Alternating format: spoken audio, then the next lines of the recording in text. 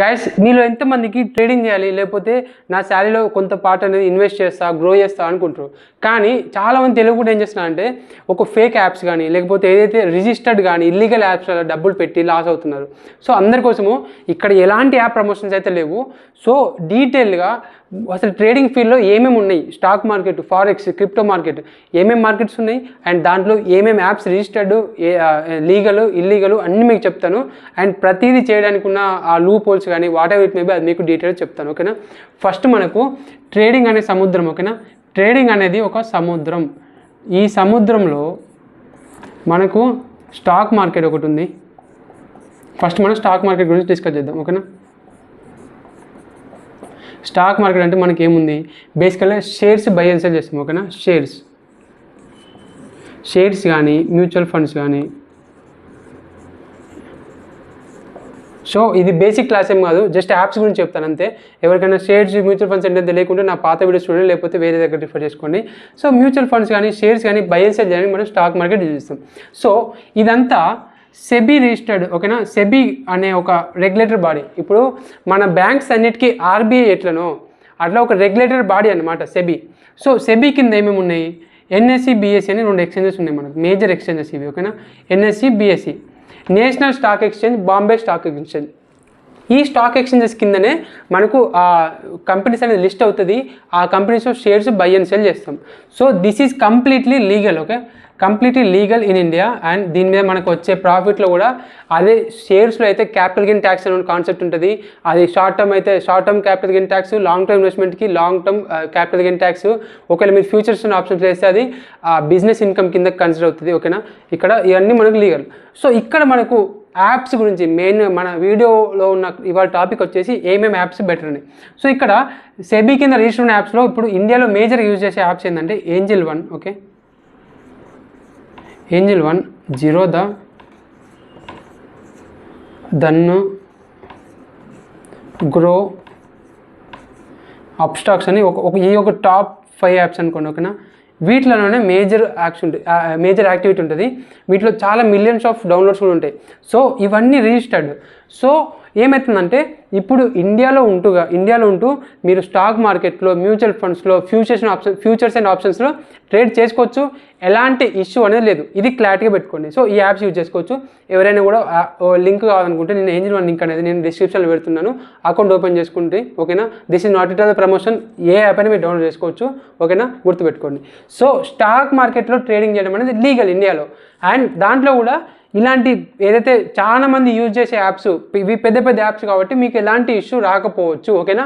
This is only thing. నేను వీటిలో మీరు యూజ్ చేస్తే డబ్బులు ఎటుపోవని గ్యారంటీ అయితే లేదు, కానీ these are the safest places to use apps. ఓకేనా. ఇది ఒకటి. నెక్స్ట్ మనం మాట్లాడుకోవాలనేది క్రిప్టో మార్కెట్ గురించి. ఓకేనా. స్టాక్ మార్కెట్ అయిపోయింది కదా, నెక్స్ట్ మనం క్రిప్టో మార్కెట్ గురించి మాట్లాడుకుందాం. ఓకేనా.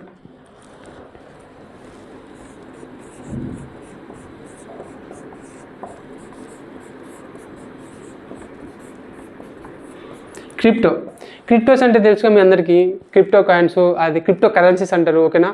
అదేంటంటే డిజిటల్ కరెన్సీస్ బేసికల్గా. సో క్రిప్టో అనేది ఇండియాలో గైడ్లైన్స్ అనేది పెద్దగా లేవు ఇప్పటికీ. ఓకేనా. కాకపోతే చాలామంది ట్రాన్సాక్షన్ చేస్తుందని ఇండియా ఒక FIU అని పెట్టింది, ఫారెన్ ఇంటెలిజెన్స్ బ్యూరో యూనిట్. ఓకేనా. Foreign intelligence unit. FIU అనేది ఏం చేస్తుందంటే మన ఫారెన్ యాప్ ఏమంటాము, ఇప్పుడు నువ్వు ఇండియా నుంచి నేను $1 కొంటున్నానంటే అవన్నీ ట్రాక్ చేస్తుంది అనమాట. FIU అనేది ట్రాక్ చేస్తుంది అన్నీ. సో మీ ఇక్కడ ఏమవుతుందంటే ఒక క్రిప్టో కరెన్సీ కనుక నీ దగ్గర క్రిప్టో ఉంటే దాన్ని మనము వర్చువల్ డిజిటల్ అసెట్ అంటాం. వర్చువల్ డిజిటల్ అసెట్, దాన్ని మనం VDA అంటాం. సో నీ దగ్గర ఒక క్రిప్టో ఉండి నువ్వు దాన్ని సేల్ చేసినావంటే నీకు ఫ్లాట్ 30% ట్యాక్స్. ఓకే. ఇండియాలో ఫ్లాట్ 30% ట్యాక్స్. కానీ ఇప్పుడు చాలామంది చేసేది, ఇప్పుడు నేను కూడా చేసేదంటే ఫ్యూచర్స్ ట్రేడింగు. ఇదేమో స్పాట్. ఓకేనా. స్పాట్ అంటే నువ్వు ఒక క్రిప్టోని కొనుక్కోవడం. అదే ఫ్యూచర్స్ అనుకోండి, క్రిప్టో నుంచి వచ్చిన డెరివేటివ్ ఫ్యూచర్స్ని మనం ట్రేడ్ చేయడము. అది మళ్ళీ FNO కిందకి వస్తుంది. సో క్రిప్టోకి ప్రజెంట్ ఇండియాలో రిజిస్టర్డ్ యాప్స్ ఏమేమి ఉన్నాయంటే మేజర్గా వచ్చేసి డెల్టా ఎక్స్చేంజ్. ఓకేనా. నేను రిజిస్టర్డ్ యాప్స్ గురించి మాట్లాడుతున్నాను ఇండియాలో లీగల్గా చేసుకోవడానికి. డెల్టా ఎక్స్చేంజ్, ఇంకోటి వచ్చేసి కాయిన్ DCX, ఇవి మేజరు, ఇంకా చాలా ఉన్నాయి కానీ నేను ఒకటి నమ్మాలనుకుంటే వీటిని నమ్ముతాను. ఓకేనా. Delta X and coin DCX. So Delta X and coin డిసిఎక్స్లో మనకు క్రిప్టో ఫ్యూచర్స్ అనేది ఉంటుంది, ఆల్ క్రిప్టోసీ ఫ్యూచర్స్ ఉంటుంది. ఆ ఫ్యూచర్స్ మనం ట్రేడ్ చేసుకోవచ్చు. ఒకవేళ ప్రాఫిట్ వచ్చిందనుకోండి, ఆన్ ది ప్రాఫిట్ అది మనకు F1O ఇన్కమ్ కిందకి వస్తుంది. ఫ్లాట్ 20% మన బిజినెస్ ఇన్కమ్ లాగా మీరు చూపించుకోవచ్చు. ఒకవేళ మీరు 20-30 lakhs ప్రాఫిట్ చేసినప్పుడు మీరు వేరే బిజినెస్ లాగా ఆఫ్సెట్ చేసుకోండి. మీరు గుర్తుపెట్టుకోండి, ఎప్పుడైనా కూడా డబ్బులు సంపాదించడం ప్రాబ్లం కాదు, ట్యాక్సెస్ అనేది ఒక ఇష్యూే కాదు. సంపాదించిన రోజు సీఏని కన్సల్ట్ అవ్వండి, మీకు ప్రతి రూపోస్ అన్నీ చెప్పి మీ ట్యాక్స్ తగ్గియని చూస్తారు. ఎప్పుడైనా కూడా ఎక్కువ సంపాదిస్తే నేను ట్యాక్స్ కట్టాల్సి వస్తుందని టెన్షన్ ఏం పడకండి, సంపాదించిన తర్వాత ఆలోచించండి. ఓకేనా. సో మీరు 20-30 lakhs ప్రాఫిట్ చేసేంత వరకు ఎలాంటి ఇష్యూస్ లేవు ట్యాక్స్ గురించి ఎక్కడ దీంట్లో, whether it is stock market, crypto market, ఎక్కడైనా కూడా అది మీరు గుర్తుపెట్టుకోండి. నెక్స్ట్ మనము ఫారెక్స్ మార్కెట్ గురించి మాట్లాడుతున్నాం. అందరు వేడివేడిగా దానికోసం వెయిట్ చేస్తున్నట్టున్నారు. ఎందుకంటే మన వాళ్ళందరికీ ఫారెక్స్ అంటే ఇల్లీగల్, ఫారెక్స్ ట్రేడింగ్ చేస్తే అరెస్ట్ అవుతారు, అంతేనా. సో దాని గురించి మీకు క్లారిటీ ఇస్తా. So forex market,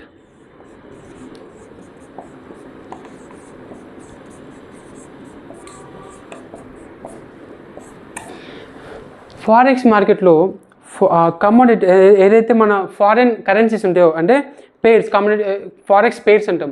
basically forex pairs అంటే ఒక కంట్రీకి ఇంకో కంట్రీకి ఉన్న పేర్స్ మధ్య. ఇప్పుడు $1 ఈజ్ ఈక్వల్ టు 83 రూపీస్, ఇప్పుడు ప్రజెంట్ 85 రూపీస్ ఉంది కదా. సేమ్ అలానే $1 is equal to how many euros, $1 is equal to how many Japanese N, $1 is equal to how many great Britain pounds. అలా ప్రతి దానికి ఒక కంపారిజన్, దానికి చార్ట్ ఉంటుంది. ఆ ప్రైస్ ఫ్లక్చుయేషన్ అనేది నిన్న చూడండి, నిన్న $1 ఈజ్ ఈక్వల్ టు 85 రూపీస్ ఉంటే ఇవాళ $1 ఈజ్ ఈక్వల్ టు 85.5 రూపీస్తో లేకపోతే 84.5 రూపీస్ ఉంటుంది. ఆ 0.5 ఫ్లక్చుయేషన్, 0.5 అంటే అది 1%, 2% ఫ్లక్చుయేషన్ కదా. ఆ 1% to 0.5 ఫ్లక్చుయేషన్ మనం ట్రేడ్ చేస్తాము. అక్కడ హై లెవరేజ్తో మనం ట్రేడ్ చేస్తాం కాబట్టి ఆ చిన్న చిన్న ఫ్లక్చుయేషన్ కూడా మనకు ప్రాఫిట్స్ వస్తాయి అన్నమాట. సో ఫారెక్స్ మార్కెట్లో మేజర్గా మనము ఇండియాలో ఎలా ఇల్లీగల్ అంటే, నేను ఒక ఇండియన్ సిటిజన్ అయి ఉండి నా దగ్గర ఉన్న ఐఎన్ఆర్తో నేను డైరెక్ట్ డాలర్స్ కొనకూడదు. డాలర్సే కాదు, డాలర్స్ అనేవి మెన్షన్ చేద్దాం. మనము ఒక foreign currency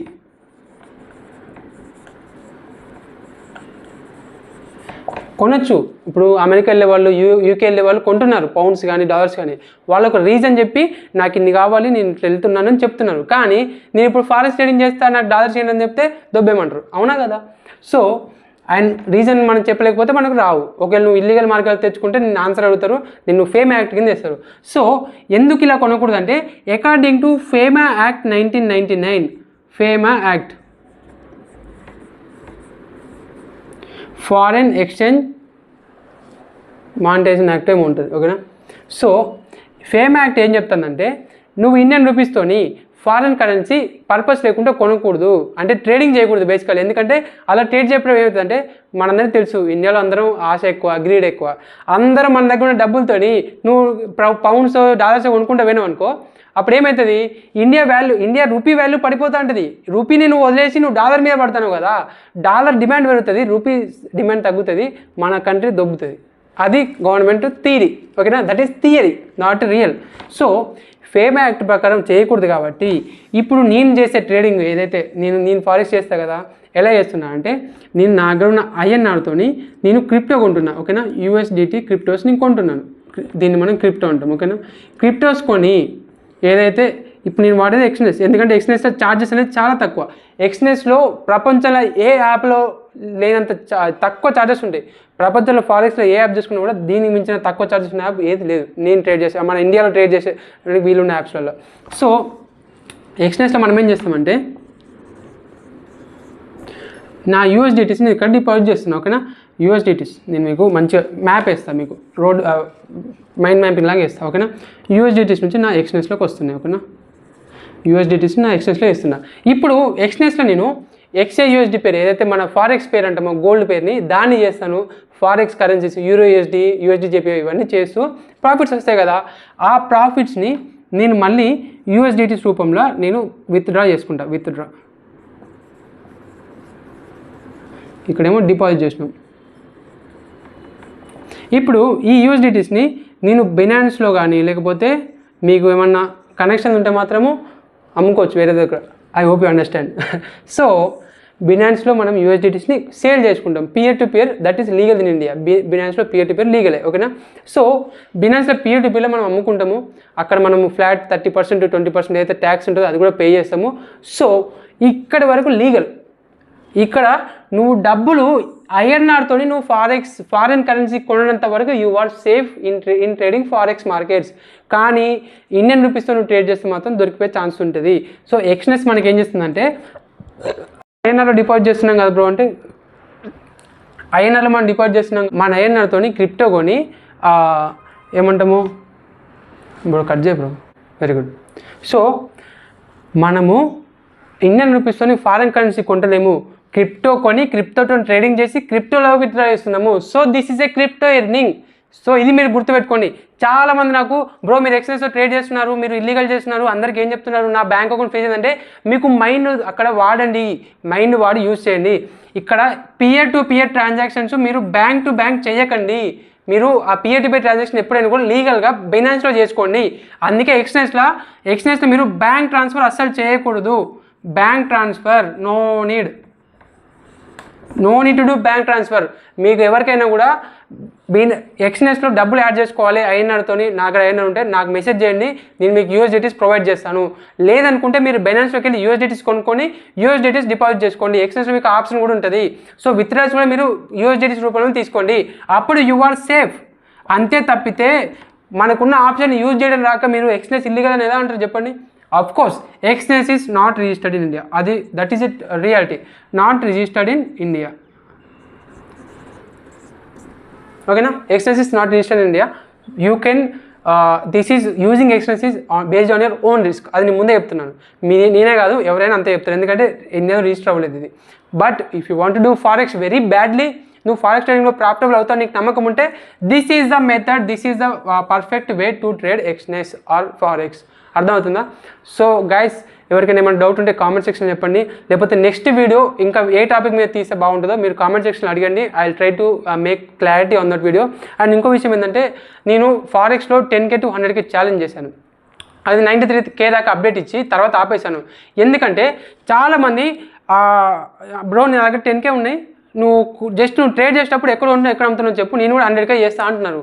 but see guys, trading అనేది అంత సింపుల్ అయితే అందరు బిజినెస్ మానేసి ట్రేడింగే చేస్తారు. గుర్తుపెట్టండి, అంబానీ కూడా ఆయన దగ్గర ఉన్న 1000 కోట్లు తీసుకొచ్చి ట్రేడింగ్లో పెడతాడు కదా. ట్రేడింగ్లో 1000 కోట్లు, అప్పుడు నేను 10,000 లక్ష చేసినప్పుడు అంబానీ వచ్చి 1,00,000 కోట్లు 10 లక్షల కోట్లు వేయచ్చు కదా. అంత ఈజీ కాదు, అది చాలా టైం పడుతుంది, it takes lot of efforts. So మీరు ఫస్ట్ లర్నింగ్ మీద ఫోకస్ చేయండి. 10,000తో 1,00,000 కాదు, 1,00,000తో 10,000 తీసుకుని చాలా గొప్ప. అర్థమవుతుందా? ఇది 10,000తో 1,00,000 అనేది నేను ఒక ఫన్ వేలో చేశాను, బట్ నాకు నాలెడ్జ్ ఉంది, రిస్క్ మేనేజ్మెంట్ చేశాను కాబట్టి నేను అచీవ్ చేశాను. అందుకే గుర్తుపెట్టుకోండి, లర్నింగ్ మీద ఫోకస్ చేయండి. నేను ఒక 3-4 years దాని మీద ఎఫర్ట్స్ పెట్టి ప్రాక్టీస్ పెట్టి నా టైం అంతా మార్కెట్కి ఇచ్చాను కాబట్టి ఈరోజు ఇలాంటి రివార్డ్ నేను ఎక్స్పెక్ట్ చేయగలుగుతున్నాను మార్కెట్లో. అంతే తప్పితే ఒక నూబ్ ట్రేడర్గా ఇవాళ నేను మార్కెట్లోకి వచ్చి రేపు నేను ప్రాఫిట్ చేస్తాను అనుకుంటే మార్కెట్ మిమ్మల్ని తొక్కి పడేసి నరాలు బయటికి తీస్తుంది. ఓకేనా, గుర్తుపెట్టుకోండి. So try to spend as much as time possible with the markets. అంటే మార్కెట్స్లో మీరు ఎంత టైం గడుపుతూ వెళ్ళే కొద్దీ మీకు క్లారిటీ అనేది పెరుగుతుంది. అక్కడ మీరు ప్రాఫిటబుల్ ట్రేడర్ అయ్యే ఛాన్సెస్ అనేది పెరుగుతుంది. ఇవాళే ప్రాఫిట్ చేస్తా అంటే రేపే పోతావు. అదే ఇవాళ వచ్చి ఇవాళ కాకపోయినా one day I want to become a profitable trader అని మీరు కనుక అనుకుంటే మాత్రము స్లోగా ప్రాసెస్ ఫాలో అవ్వండి. ప్రాసెస్ని నమ్ముకుంటూ వెళ్ళిపోతే ఒక risk reward ratio, risk management ఇవన్నీ మీరు ఫాలో అవుతూ డిసిప్లిన్, కన్సిస్టెన్సీ, హార్డ్ వర్క్ ఇవే మీరు నమ్ముకోండి. ఓకేనా? So trading is not a quick rich scheme, trading is all about discipline. మీరు ఒక సక్సెస్ఫుల్ ట్రేడర్ అంటే మాత్రము it defends your character, it defends you as a human. ఓకేనా? ట్రేడింగ్ అంత ఈజీ కాదు, mind set psychology is the only thing. ఓకేనా? See you all in the next video.